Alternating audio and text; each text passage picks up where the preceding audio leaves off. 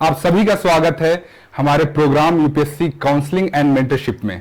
और आज हमारे साथ एक बहुत ही खास मेहमान हैं, आईपीएस ऑफिसर मोहिबुल्लाह अंसारी। आपका बहुत बहुत स्वागत है हमारे इस प्रोग्राम में। थैंक यू नासिर जी, आपने मुझे बुलाया बच्चों को गाइड करने के लिए। जी जी, बहुत बहुत धन्यवाद। और सबसे पहले मैं आपको थोड़ा सा UPSC counselling and mentorship programme के बारे में बताना चाहूंगा कि ये प्रोग्राम हमने क्यों स्टार्ट किया और इस प्रोग्राम का मकसद क्या है।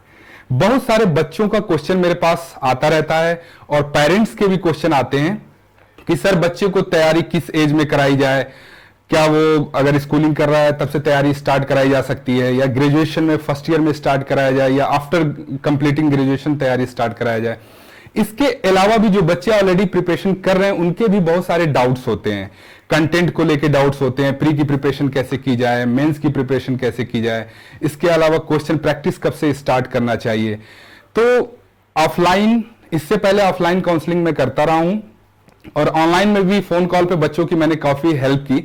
बट हम सभी ने मिलकर, हमारे एक्सपर्ट ने, ऑफिसर्स की टीम ने ये डिसाइड किया कि बच्चों की हेल्प करने के लिए हम एक सिस्टम बनाते हैं जिसके थ्रू हम बच्चों की हेल्प करेंगे ताकि ज्यादा से ज्यादा उनकी प्रॉब्लम को सॉल्व किया जा सके और उनकी ऑफिसर बनने में हम हेल्प कर सकें। इस टीम में शामिल कौन कौन से लोग होंगे उनके बारे में थोड़ा सा बताना चाहूंगा। इसमें हमारे पास एक्सपर्ट होंगे जो यूपीएससी के फील्ड में काफी टाइम पीरियड से काम कर रहे हैं। इसके अलावा ऑफिसर्स होंगे, चाहे वो ट्रेनी हो या इन फील्ड वर्क कर रहे हो या सेक्रेटरी लेवल के ऑफिसर्स होंगे। ठीक है, तो ये जानकारी आपको देनी थी। अब मैं आपसे स्टार्ट करता हूं। सबसे पहला ही क्वेश्चन है आपसे कि अभी आपकी जिंदगी में आईपीएस ऑफिसर बनने के बाद क्या बदलाव आए हैं और लोगों का जो नजरिया है जो पहले था और अब, उसमें क्या चेंजेस आए हैं? जी, लोगों को नजरिए से ज्यादा जो है आपके खुद के नजरिए में खुद के लिए डिफरेंसेस आए हैं। जैसे खुद को लेके आप कॉन्फिडेंट हो जाते हैं, डिसिप्लिन हो जाते हैं, एंड समाज से जो इज्जत और जो रिस्पेक्ट मिलती है वो तो है ही, वो एडिशनल पॉइंट है। बट खुद के लिए सेल्फ रिस्पेक्ट ही बहुत बड़ी चीज होती है जो आप खुद ही गेन करते हैं आफ्टर क्वालिफाइंग यूपीएससी। ठीक है, ठीक है। अब कुछ जैसा कि प्रोग्राम की थीम ही है कि बच्चों की प्रॉब्लम पे हम बात कर रहे हैं और उनके क्वेश्चंस मेरे पास आए हुए हैं और पेरेंट्स के भी क्वेश्चन आए हुए हैं, तो अब उसको लेके मैं स्टार्ट करता हूं। सबसे पहला क्वेश्चन ये था कि इंडिया में आज के दौर में या वर्ल्ड के कॉन्टेक्स्ट में भी बहुत सारे ऑप्शंस हैं कैरियर को लेके, लेकिन यूथ में सबसे ज्यादा craze IAS and IPS officer बनने को लेके है। तो क्या इसकी कोई खास वजह है? मुझे जो सबसे बड़ा रीजन लगता है वो है कि सोशल रिकॉग्निशन। मैं ये नहीं कहूंगा कि ये क्रेज अब आया है, ये क्रेज बहुत पहले से था। Because of online education and system जो अब क्लासेस घर तक पहुंच पा रही हैं। पहले बहुत लोग एजुकेशन अफोर्ड नहीं कर पाते थे, अब ऑनलाइन एजुकेशन इन चीजों की वजह से लोग ऑनलाइन एजुकेशन अफोर्ड कर पाते हैं, इसकी वजह से लोगों में और क्रेज बढ़ रहा है। पहला रीजन ये है। दूसरा कि सोसाइटी में एक्नॉलेजमेंट, जो आपके जो भी हार्ड वर्क है उसको एक्नॉलेजमेंट मिल जाती है, आपको लोग रिस्पेक्ट करने लग जाते हैं। तो ये एक सबसे बड़ा रीजन है जिसकी वजह से लोग जो है अभी भी यूपीएससी के लिए और आईएएस आईपीएस बनने के लिए इच्छुक हैं। अच्छा, एक ये क्वेश्चन बहुत बार स्टूडेंट ने पूछा कि सर क्या यूपीएससी की प्रिपरेशन करने के लिए किसी खास तरीके की ब्रेन की जरूरत होती है, किसी खास टैलेंट की जरूरत होती है, या एक कॉमन स्टूडेंट भी यूपीएससी की प्रिपरेशन कर सकता है? मैं मानता हूं कि मैं खुद ही एक बहुत वीक स्टूडेंट हूं जी, और जब मेरे जैसा लड़का कर सकता है तो मुझे लगता है कि कोई भी कर सकता है। तो कोई खास ब्रेन की जरूरत नहीं है। आप देखेंगे मैं खुद अभी ट्रेनिंग में था कुछ दिनों तक, तो मुझे ये समझ आया कि वहां पे हर किस्म के लड़के, हर तरह के, हर ब्रांच से, हर बैकग्राउंड से लड़के। तो ना ही वो इंजीनियरिंग पे कन्फाइंड है, ना ही वो आर्ट्स पे कन्फाइंड है, ना ही सोशल स्टडीज पे कन्फाइंड है, सोशल साइंसेज पे कन्फाइंड है। तो उसका कोई एक बाउंड्री नहीं है। वो सब हर किस्म के स्टूडेंट्स के लिए एप्लीकेबल है, हर किस्म का स्टूडेंट निकाल सकता है। सही गाइडेंस हो और सही मेहनत हो तो कोई भी इस एग्जाम को निकाल सकता है। मेरे पास बहुत सारे पेरेंट्स और स्टूडेंट ऐसे आते हैं कि वो यूपीएससी की प्रिपरेशन स्टार्ट करने से पहले ही वापस लौट जाते हैं। उसका रीजन ये होता है, उनका ये कहना है कि सर देखो यूपीएससी के एग्जाम में इतना बड़ा रिस्क है कि हमारा बच्चा जाता है, प्रिपरेशन करता है, इतने सारे हमारे पैसे लगते हैं, उसकी एज भी जाती है, और अगर सिलेक्शन नहीं होता है तो फिर उसका कैरियर बर्बाद हो जाता है, ऐसा उनका मानना है। तो इस पे आप क्या कहना चाहेंगे? मैं आपसे एक सवाल पूछना चाहूंगा। आप मुझे ये सर बताइए, कौन सा ऐसा बड़ा काम है जो बिना रिस्क लिए हो सकता है? बिल्कुल, इस पे एग्री करता हूं मैं। सर कोई काम दुनिया में बिना रिस्क लिए नहीं हो सकता है। बिल्कुल। लोगों ने अपनी जिंदगी झोंक दी और तब कुछ बड़ा बन पाते हैं। तो अगर बहुत अच्छा अपॉर्चुनिटी है, एक बहुत अच्छा सोसाइटी के लिए कुछ करने का अपॉर्चुनिटी मिला है, और ये रिस्क नहीं है, मैं तो कहता हूँ इन्वेस्टमेंट है खुद के ऊपर। बिल्कुल। कि अगर आप सर्विस में निकल जाते हैं और यूपीएससी क्वालिफाई करते हैं, आपको सोसाइटी के लिए वर्क करने का इतना अच्छा मौका मिलेगा, ऑन ग्राउंड आप इतना कुछ इम्पैक्ट ला सकते हैं। तो सर ये रिस्क नहीं है सर, ये इन्वेस्टमेंट है खुद के ऊपर। ये आपको करना चाहिए, अगर आपको है कि आप करना चाहते हैं यूपीएससी और आईएएस आईपीएस कोई भी सर्विस में आप जाके सोसाइटी की हेल्प करना चाहते हैं, सोसाइटी के लिए कुछ करना चाहते हैं, बिल्कुल, आप बिल्कुल आइए जी। यूपीएससी इतना बड़ा एग्जाम है और आपको पता है, आप तो ऑलरेडी क्वालिफाई कर चुके हैं, कि इस एग्जाम को क्वालिफाई करने के लिए बहुत ज़्यादा स्ट्रेटजी, बहुत अच्छी स्ट्रेटजी की जरूरत होती है और गाइडलाइन भी चाहिए होती है। तो इस पॉइंट ऑफ व्यू से आपने पिछले कुछ टाइम से देखा होगा कि यूपीएससी के फील्ड में यूपीएससी मेंटरशिप एंड काउंसलिंग की एक बहुत अहम भूमिका हो गई है। तो उस एक यूपीएससी मेंटर के रोल को लेके आप क्या कहना चाहेंगे बच्चों को? सर इसमें एक बहुत इंपॉर्टेंट रोल प्ले होता है यूपीएससी मेंटर का, कि वो एक तो जो सिलेबस है उसको आपको चैनलाइज कर देता है, कैसे उसको अप्रोच करना है, पहला। बिल्कुल। दूसरा, आउट ऑफ सिलेबस जो चीजें हैं, जैसे आप कभी डिमोटिवेट होते हैं तो आप बहुत मोटिवेशनल वीडियोस देखते हैं बहुत लोग। बिल्कुल। तो सर एक वहां पे भी एक बहुत बड़ा रोल प्ले होता है। तो even in syllabus and outside syllabus, even in exam and outside exam. और मुझे तो ये मैं कहता हूँ सर कि not only about this exam, in your life also you need a guide. So guidance is very important for this exam. आपको channelise, जैसे आपसे सर मेरी बात होती रही है, हम तो जुड़े रहे हैं काफी पहले से, even before qualifying this exam मुझे काफी कुछ सीखने मिला। तो जो जैसे इंटरव्यू के समय में आपने मेरी थोड़ी हेल्प करी, तो सर वो थोड़ा सा एक एक नंबर, दो नंबर ही करके आप इस स्टेज को क्रॉस करते हैं, क्योंकि थ्रेशोल्ड क्रॉस करने के लिए 1-2 नंबर ही चाहिए होता है। लास्ट जैसे आप पीटी में मैं 0.6 मार्क्स से रुका, तो वो 0.6 मार्क्स ही इंपॉर्टेंट हो गया मेरे लिए। बिल्कुल बिल्कुल। तो इवन 1 मार्क के लिए यहाँ लड़ाई होती है इस एग्जाम में जी। तो इसलिए थोड़ा गाइड और थोड़ा काउंसलिंग की आई वुड से की इंपॉर्टेंस बढ़ जाती है। बिल्कुल बिल्कुल। आप ये बताएं कि बच्चों को आप क्या अपने एक्सपीरियंस से एडवाइस देना चाहेंगे कि किस स्टेज में यूपीएससी की प्रिपरेशन स्टार्ट करनी चाहिए? मेरा मानना है कि आप ग्रेजुएशन के बाद स्टार्ट करें, क्योंकि ये यूपीएससी जो क्वालिफिकेशन है वो यही मांगती है कि आप ग्रेजुएशन के बाद ही एग्जाम दे सकते हैं, because UPSC also wants a graduate. और जो आपका ग्रेजुएशन का कोर्स है आप उसको अच्छे से करें, उसमें महारत हासिल करें, उसको बहुत अच्छे से पढ़ें। एंड अगर आपका वो सब्जेक्ट है आपके यूपीएससी के ऑप्शनल में, तो आप उसको उठाएं एंड देन उससे आप क्वालिफाई कर सकते हैं। ठीक है, ठीक। इसमें जब बच्चे प्रिपरेशन स्टार्ट कर देते हैं तो उनके सामने बहुत सारे हर्डल्स आते हैं, जिसमें एक बहुत ज़्यादा बच्चों को कंफ्यूजन होता है ऑप्शनल सब्जेक्ट चुनने में।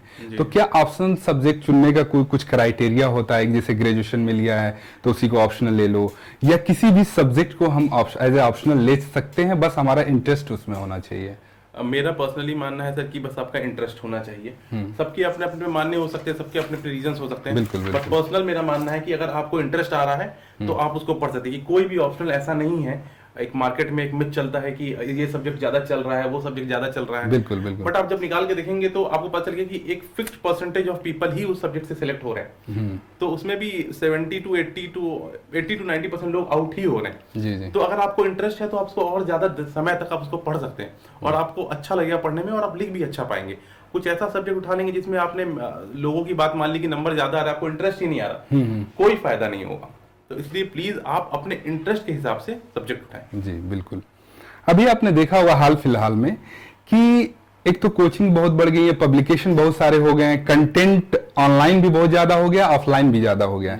तो स्टूडेंट के सामने बहुत बड़ा एक चैलेंज हो जाता है कि कंटेंट मैनेजमेंट कैसे करें, क्योंकि मेरे पास इतने ज्यादा स्टूडेंट आते रहते हैं। मैं देखता हूं बहुत सारे स्टूडेंट का तो करियर इसलिए खराब हो गया कि वो बेचारे सुबह से शाम तक कंटेंट कलेक्ट करने में रह जाते हैं। ये मैगजीन आई, ये ले लो, वो बुक ले लो।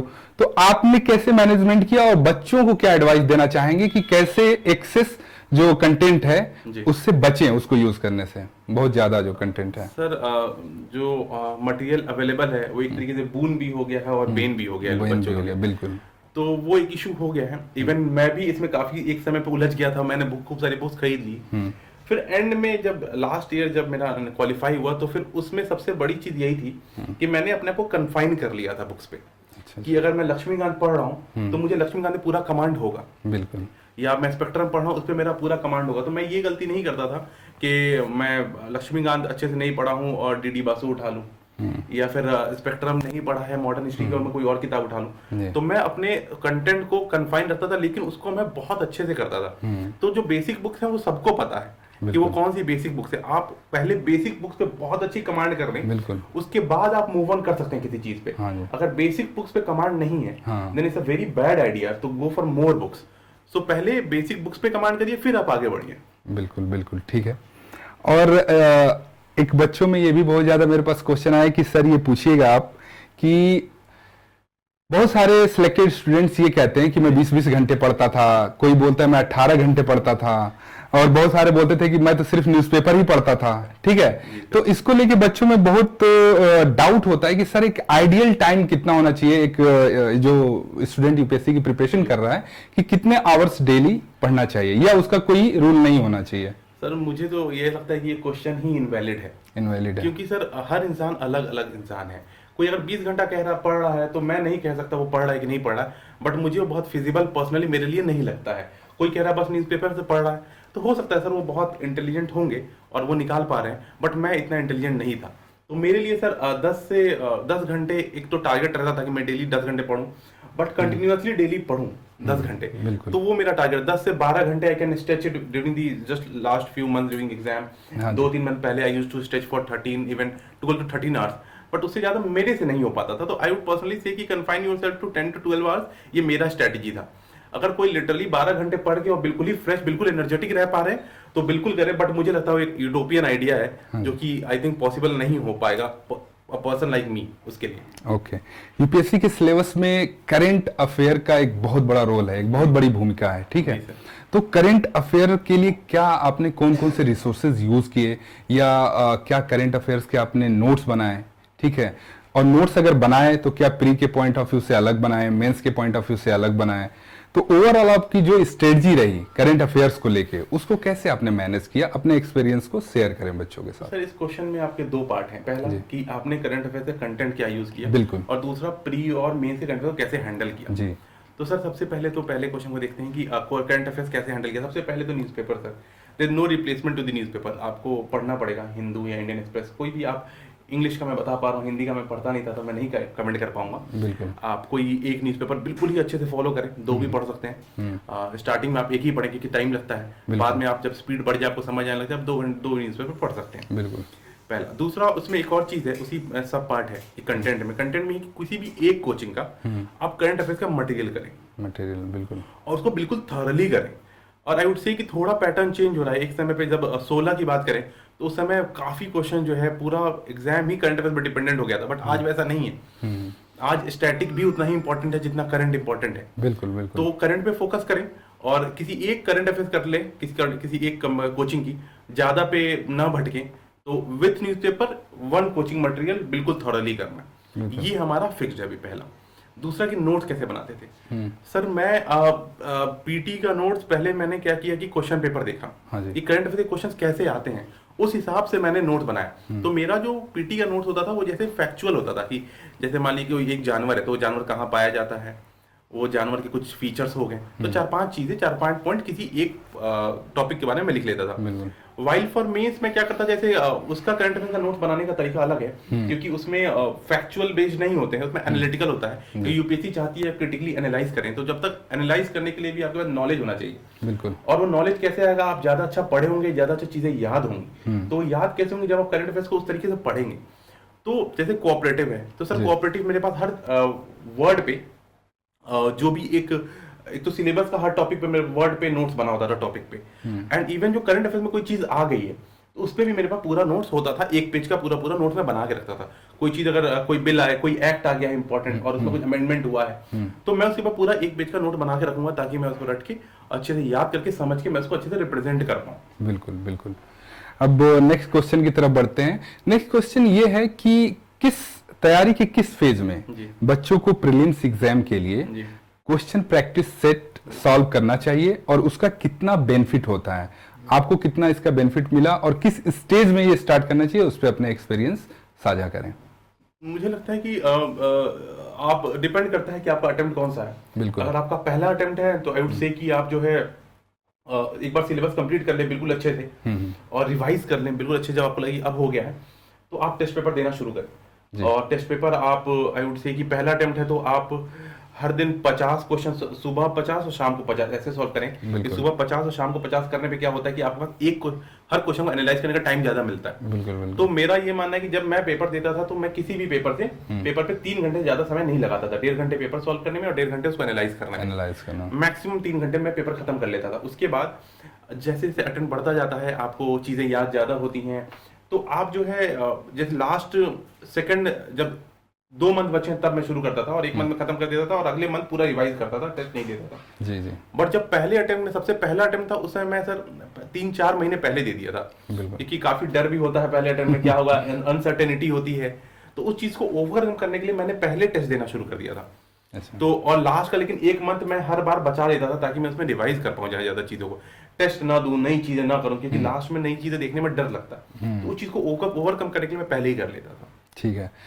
मेंस आंसर राइटिंग, जी सर, इसमें भी मैंने देखा कि बहुत सारे बच्चे 2-4 महीना पढ़ने के बाद ही मेंस के क्वेश्चन को सॉल्व करना स्टार्ट कर देते हैं। तो क्या एटलीस्ट इतना तो होना चाहिए कि एक टाइम पीरियड के बाद जब कुछ आप पढ़ लें, कुछ आपकी प्रिपरेशन हो जाए, तब आप इस पे जाएं मेंस आंसर राइटिंग पे, और उसकी ओवरऑल आपकी स्ट्रेटजी क्या रही, कैसे मेंस आंसर राइटिंग को आपने डील किया?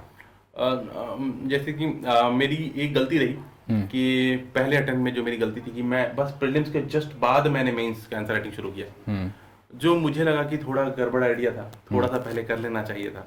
एंड इवन मुझे लगता है कि आप और बिल्कुल ये भी एक बहुत गलत आइडिया मुझे लगता है कि बिल्कुल ही आपने कोचिंग शुरू की या फिर क्लास शुरू किया या पढ़ना शुरू किया और आपने मेंस का आंसर राइटिंग शुरू कर दिया, आप क्या लिखेंगे जब आपको कुछ आता ही नहीं है? बिल्कुल।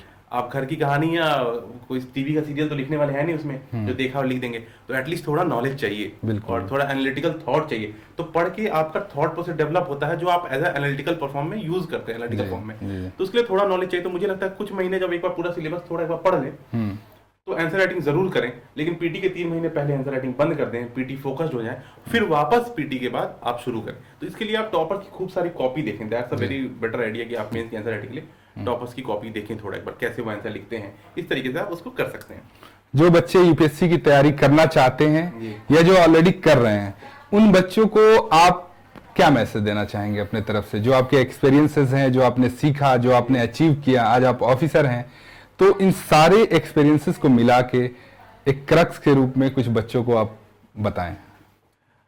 मैं बस यही कहूंगा कि मुझे पर्सनली ऐसा लगता है कि इससे बढ़िया अपॉर्चुनिटी आपको नहीं मिल सकती सोसाइटी को अपने कुछ देने के लिए। बिल्कुल। आप बिल्कुल कर सकते हैं और भी बहुत अपॉर्चुनिटी, बट पर्सनली मुझे लगता है कि मैं इस फील्ड के थ्रू अपने सोसाइटी के लिए बहुत कुछ कर सकता हूँ, बहुत ग्राउंड पे इम्पैक्ट ला सकता हूँ और एक सेटिस्फाइंग लाइफ जी सकता हूँ।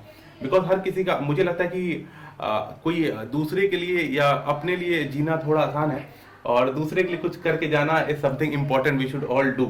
तो दैट्स व्हाट आई से कि आप इस सर्विस के थ्रू आपको बहुत अपॉर्चुनिटीज मिलेंगी।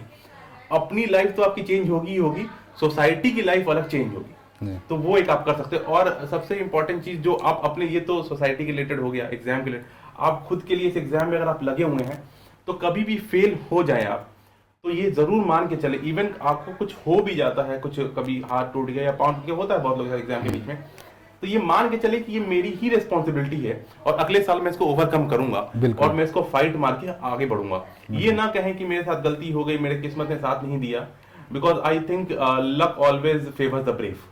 So you should follow this ideology and move ahead, fight for it and people, it's totally worth it. Whatever you will attain is worth it, and you'll really realize when, and in the end I would say ki